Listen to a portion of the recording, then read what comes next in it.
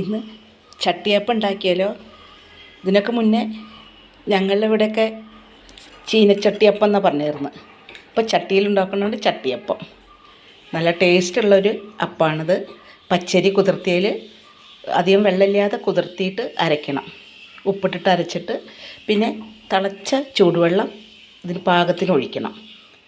പിന്നെ നാളികേരം ചിരകിയിട്ടത്, ചെറിയുള്ളി, പിന്നെ വെളിച്ചെണ്ണ ഒഴിക്കണം. ഇതൊന്ന് ഈ സോഫ്റ്റ് ആവാനാണ് ഈ അരച്ച മാവ്.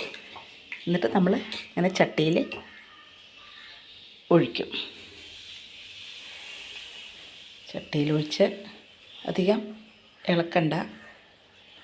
ഇങ്ങനെ ചെറിയ അപ്പം പോലെ ഉണ്ടാക്കും. അടച്ച് വയ്ക്കണം. സിമ്മിൽ വെച്ചാൽ മതി. നന്നായിട്ടുണ്ടാവും. നല്ല ടേസ്റ്റുള്ള ഒരു അപ്പമാണ് ഇത്. നല്ല നാളികേരപ്പാലിൻ്റെ ഒപ്പം കഴിക്കാൻ കറിയൊന്നും വേണ്ട, വെറുതെ കഴിക്കാനും പറ്റും.